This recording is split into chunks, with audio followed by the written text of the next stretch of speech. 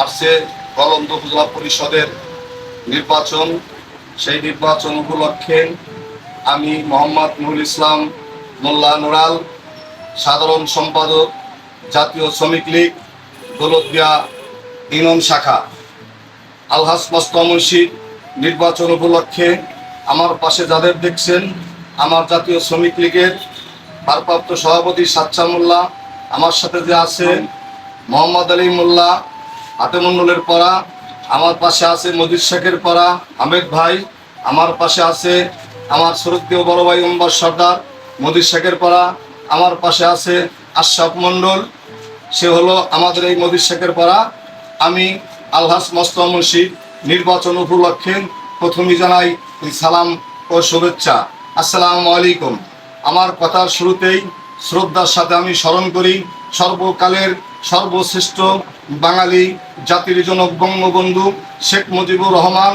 যে নেতা জন্মগ্রহণ না করলে আজকে বাংলাদেশের গণতান্ত্রিক ফিরে পেতাম না, যে নেতা জন্মগ্রহণ না করলে বাংলাদেশে বাংলার স্বাধীনতা ফিরে পেতাম না, সেই নেতার হাতে গড়া সংগঠন বাংলাদেশ জাতীয় শ্রমিক লীগের আমি সাক্ষাৎকার হিসাবে এই গলন্দ উপজেলা পরিষদের নির্বাচন উপলক্ষে সব জনগণকে বলতে চাই, গলন্দ উপজেলা নির্বাচনের 4টি ইউনিয়ন, 1টি পৌরসভা, সেটা হলো গলন্দ উপজেলার আছে আমাদের যে পরিষদটি গঠন বাংলাদেশ আওয়ামী লীগ এবং উপজেলা পরিষদ, সেটা হলো 1টি পৌরসভা, 1টি উজানচর ইউনিয়ন পরিষদ, 1টি ছোট পাগলা, 1টি ইউনিয়নের নাম হলো দেবগ্রাম।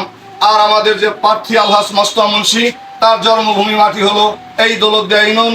আমি দৌলতদিয়া ইউনিয়নের পক্ষে থেকে শুধু নয়, গলন্দ উপজেলাবাসীকে বলতে চাই, আপনারা জানেন বিশ্বের শুধু নয় বাংলার ইতিহাস জানেন, জাতির জনক বঙ্গবন্ধু শেখ মুজিবুর রহমানের বাড়ি গোপালগঞ্জ।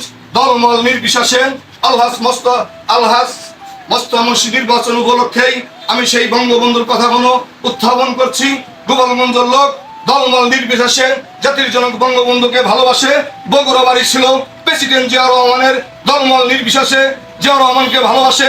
রংপুর বাড়ি ছিল আমাদের হোসেন মোহাম্মদ ইরশাদকে, দলমল নির্বিশেষে ইরশাদকে ভালোবাসে। তাই আমি দৌলতদিয়াবাসীকে বলতে চাই, আলহাজ মোস্তফা মুন্সীর 21শে মে নির্বাচনে দৌলতদিয়ার মানুষ দলমল নির্বিশেষে জন্মভূমির মাটির জায়গায় থেকে আলহাজ মোস্তফা মুন্সীর সবাই আনারস মার্কায় ভোট দিবেন। এবং আমি এই 3.5 বছর মোস্তফা মুন্সী বাংলাদেশ আওয়ামী লীগের গলন্দ উপজেলা শাখার সভাপতি হওয়ার পর এবং গলন্দ উপজেলা পরিষদের চেয়ারম্যান হওয়ার পর আমি দেখতে পেয়েছি 2টি বছর করোনা হয়েছিল, মোস্তফা মুন্সী কত সুন্দরভাবে মানুষের পাশে গিয়েছেন। আপনারা দেখেছেন এই 3.5 বছরে মোস্তফা মুন্সী বাংলাদেশ আওয়ামী লীগের অসহায় কর্মীদের পাশে যেভাবে দাঁড় হয়েছে। মোস্তফা মুন্সী গলন্দ উপজেলা পরিষদে ক্ষমতায় যাওয়ার পর এই গলন্দ উপজেলা পরিষদের মধ্যে 155টি মসজিদ আছে, তাদের নিয়ে কিন্তু সে সবসময় কাজ করছে। গলন্দ উপজেলার মানুষ ধর্মপ্রিয় মানুষ।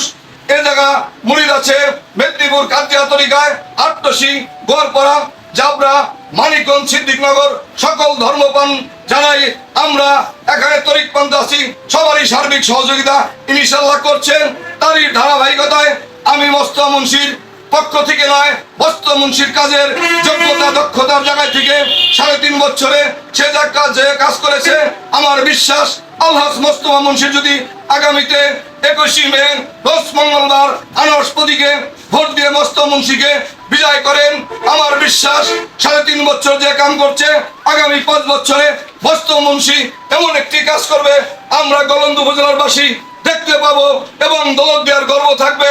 আপনাদের কাছে আমার সবারই জাতীয় শ্রমিক লীগের পক্ষ থেকে নয়, গলন্দ উপজেলাবাসীর পক্ষ থেকে আমি আপনাদের সকল জনগণ, ভোটার, কর্মী, মা বোন, যুবক ভাইদের, আওয়ামী লীগ, যুবলীগ, ছাত্রলীগ, শ্রমিক লীগ, কৃষক লীগ, সকল সহযোগী সংগঠনের আমি পায়ে হাত দিয়ে আমি একটি কথা বলতে চাই, আমাদের এই নেতাকে সুন্দরভাবে বিদায় করবেন। আমি চাই আলহাজ মোস্তফা মুন্সী আগামীতে নির্বাচনে বিজয় হলে গলন্দ উপজেলায় উন্নয়ন হবে। আগামীতে মোস্তফা মুন্সী নির্বাচনে পাশ করলে গলন্দ উপজেলার মানুষ সুখে শান্তিতে বসবাস করবে, এই আশা প্রত্যাশা রেখে 21 তারিখ সারাদিন আনারস মার্কায় ভোট দিন। 21 তারিখ শুভ দিন, আনারস মার্কায় ভোট দিন। এই প্রতীক আছে।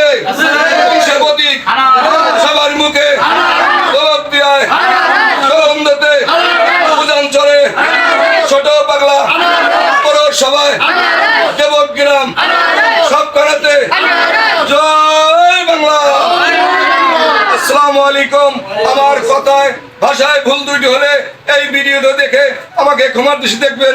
সবাইকে ধন্যবাদ।